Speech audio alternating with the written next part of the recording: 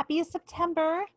It's Angie Yingst of the Moon and Stone Healing, and I'm here for your Earth Medicine reading and tarot reading for September 2020.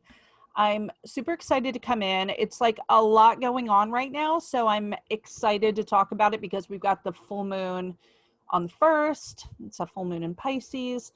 And we're right smack in the middle of Virgo season, so that's a great energy for me. It's very earthy. Some people really hate Virgo season because it is about attention to small details. And I love that. And I really think the best transformations come by small incremental changes. So if you find yourself prone to like all or nothing thinking, that's kind of not what Virgo wants you to be doing. Virgo wants you to be looking at small ways to change and make big changes. So breaking things down, innovating, changing the way you do things. Virgo is also super spiritual, so there is kind of like a mystery and magic to calling in like very practical energy. And I think that can be super helpful if you're thinking about changing, say, your eating patterns or changing your relationship to work or changing your bedtime. It's not about going like, okay, I'm going to stop going to bed at 2 a.m. and I'm going to go to bed at 9 p.m. Well, you'll never fall asleep, right? So maybe you start dialing it back a little bit and a little bit. So it's then 1:30 and then it's 1 o'clock, and you're kind of slowly making those changes and getting up earlier, so you can make those changes. But Virgo's saying like, listen, we want to be most efficient. And I think efficiency can be a really great word to bring in for this month. Because it's going to be important. So let me go through what's happening. So full moon is on the 1st/2nd. I've seen different places, and I think that's based on like where the astrologer is at, but we have a full moon in Pisces. So Pisces is watery and emotional, so just expect this to be an emotional time. Venus is currently in Cancer until like the 6th, and then it will move into Leo. So if your relationship's pretty hard right now, you can thank Cancer for that. Super emotional and weepy and protective. Okay, so there's ways of being. Leo, on the other hand, is really awesome to have in Venus. I mean, Venus, when it's in Leo, is just so much fun, and there's a lot of connectivity and passion, and it's super awesome. So the big one, and the one that all the astrologers are talking about, is Mars is in retrograde on the 5th. And so Mars goes in retrograde. It's not that rare. It's every 2 years or so.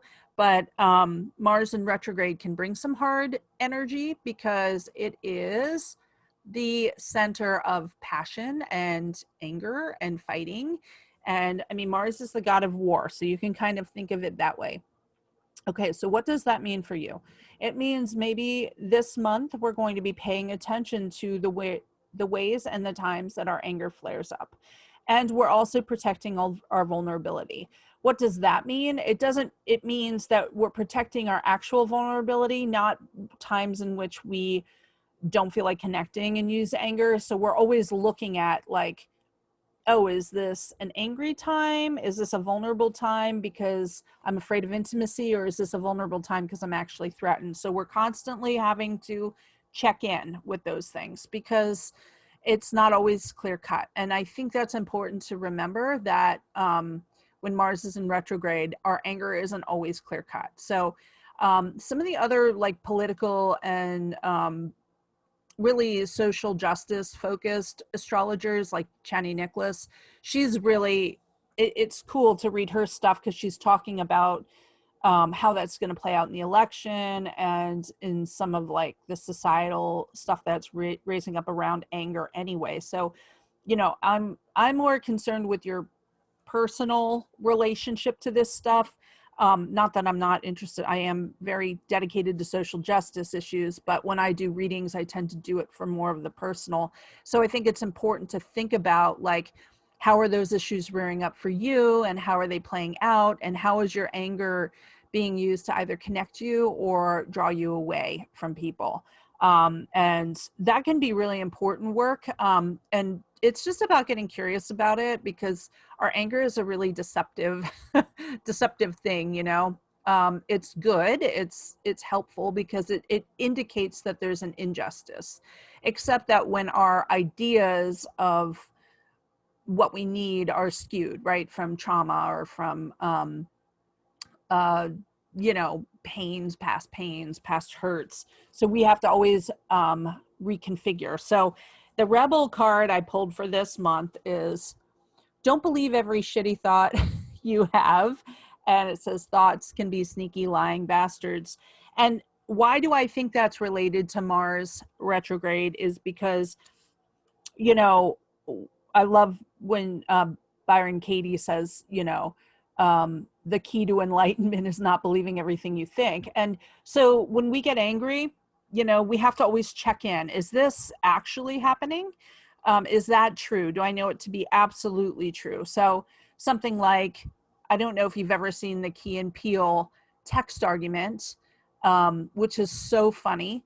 They're trying to like make plans, and the one's misinterpreting what his friend is texting, and his other friend is just getting stoned and not really paying attention to what he's texting. And what's funny about that is that we can all relate to it, right? We've all been there where we're like, what is this guy texting me? And they're just saying like, oh, okay. They're not saying, okay, how we're reading it. So we're always checking in with things like that. So remembering that our thoughts are, they have a source, and the source can be from like way in the past. So we have to always be checking in and making sure that our source material isn't already skewed, right?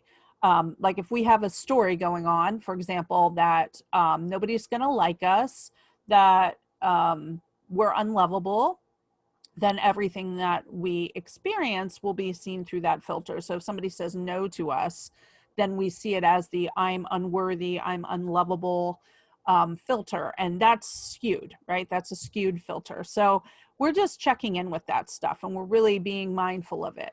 So I've gone on long enough about this, but I think it can be a very important check-in. And so when I tell you to do these things in a certain month, it's because it's kind of like you have the wind in your sails to do that work.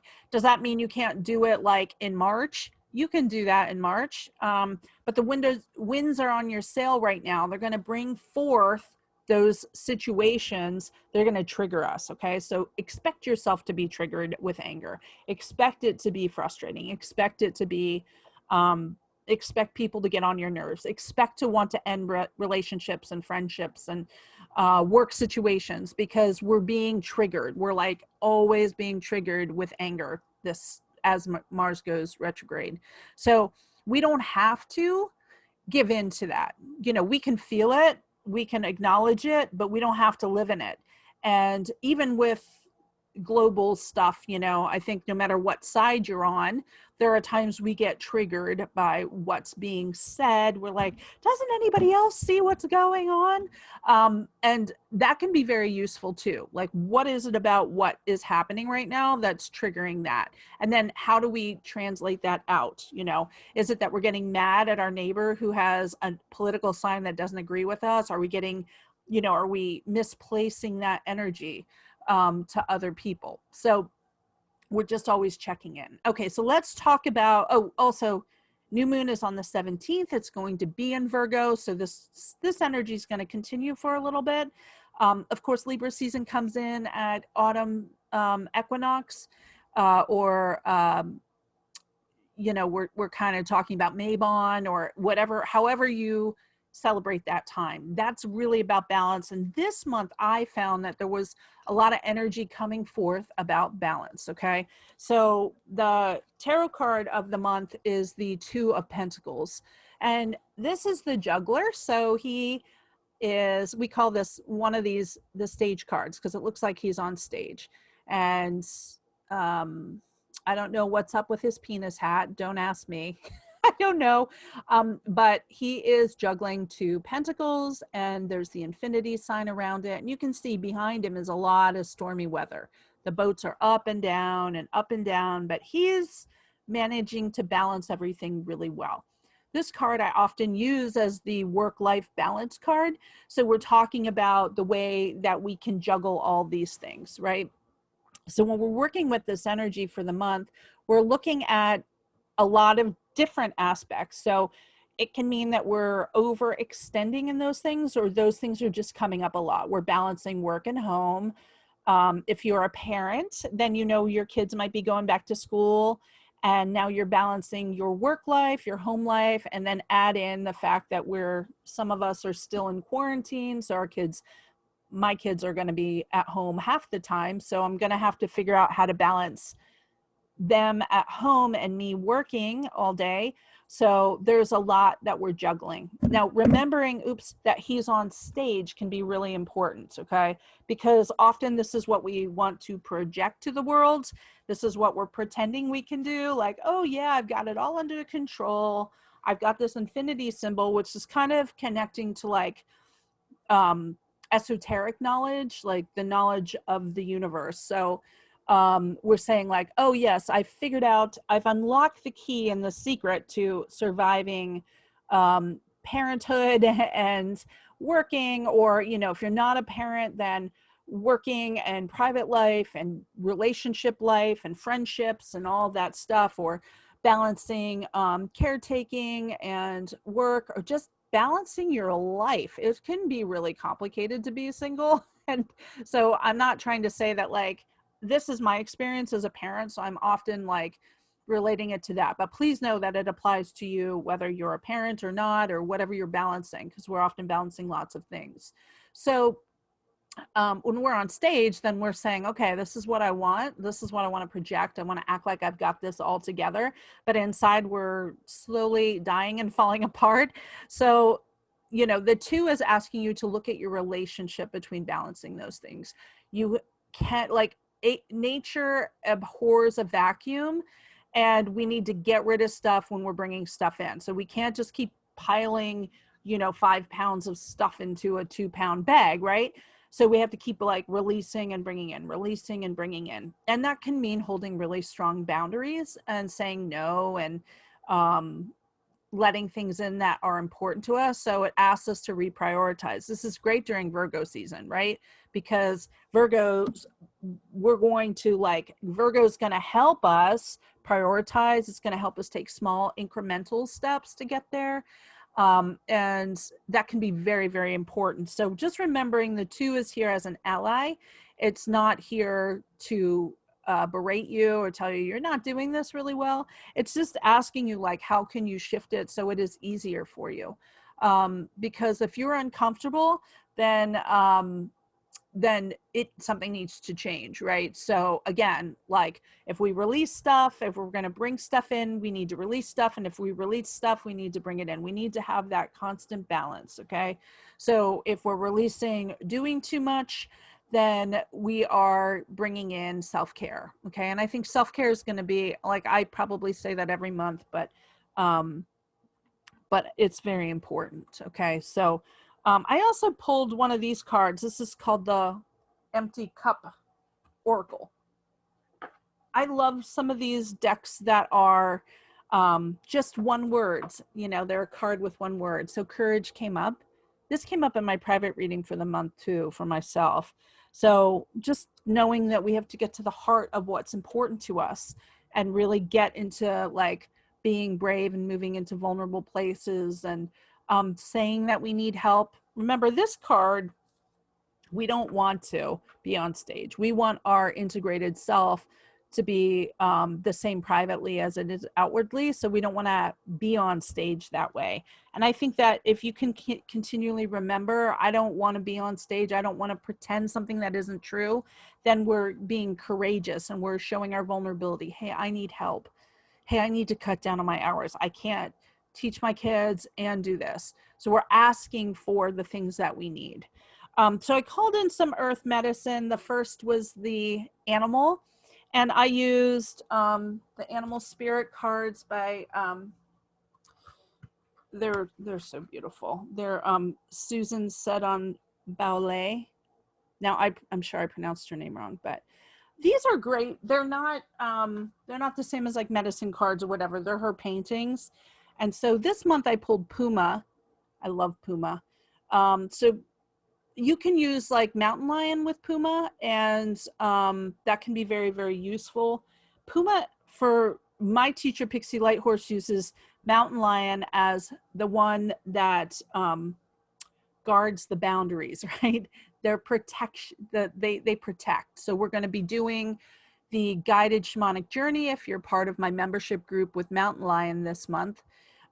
So Puma, Mountain Lion, however you want to say it, we're going to ask to have our boundaries stay really strong, and Mountain Lion's going to help us with that. So Mountain Lion's going to be guarding our perimeter, making us feel super uncomfortable when we are having our boundaries stepped forward. You know, somebody's stepping into our boundaries and stepping over them. We need to be careful with that. So we're asking Puma, Mountain Lion to guard our boundaries and keep really strong boundaries, and to help us with that. So we'll be doing that guided journey. So what are our crystal allies for this month? Well, first one that came forward was Garnet. I love Garnet, one of my faves as a Capricorn.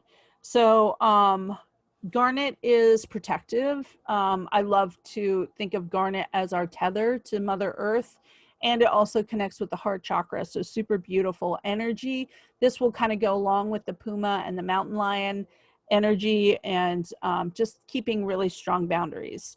Our second one is Lapis, and I use the Vision cards. They're crystal cards. I got them on Etsy, so they were self-published. They're really lovely. Lapis lazuli is our next one. So Lapis is bringing us that third eye. It's really wonderful during this full moon in Pisces to be working with Lapis, since Pisces is basically the most psychic of signs. So you'll be, you can use it as an ally for dream work. You can use it for meditation. This is a really great time to do divination work, and Lapis is a wonderful ally for that. You can also use it to balance the throat, the third eye. So these are great allies here. And it is actually grounding because it has pyrite in there. So wonderful ally with Lapis. And then the last one is Fluorite. Fluorite is one that helps us with focusing our attention and our memory. It's a great stone for the student. So if you have a student in your life, one of your kids or yourself, and you're starting college or school again, Fluorite's a wonderful ally for that. Also helps with memory. It helps with attention to detail. It's going to bring some of that Virgo energy forward, and we can really work with it. And the plant medicine this month is Wormwood. So Wormwood's an interesting plant, and I think I might have pulled it in spring. And so when I pulled it, I actually put it back in the deck and shuffled and pulled it again. So clearly he wants to come out. Part of like mugwort is part of the same family as wormwood.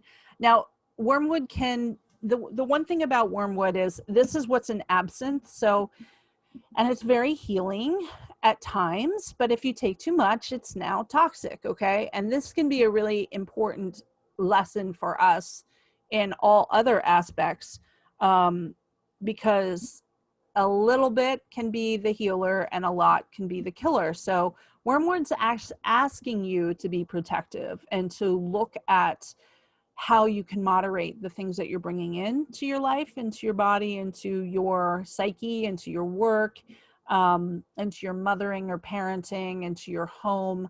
And we're just kind of regulating that energy with Wormwood. So your allies this month are Mountain Lion, Garnet, Lapis, Fluorite, Wormwood as the earth medicine, and then we're working with the Two of Pentacles. So those of you who are on my list will be doing a subscription. I have a subscription, so you can read more about my memberships on my website at themoonandstone.com or angieyingst.com. And what I do is I'll do a guided meditation, shamanic journey with Mountain Lion this month, and that's for all those who subscribe on the strength level or in any of the levels that include the shamanic journey. And then you'll be getting your full moon readings too, coming out like probably today too. So I'm just so honored to be doing these earth medicine readings for you, and I hope you enjoyed today's reading. Bye.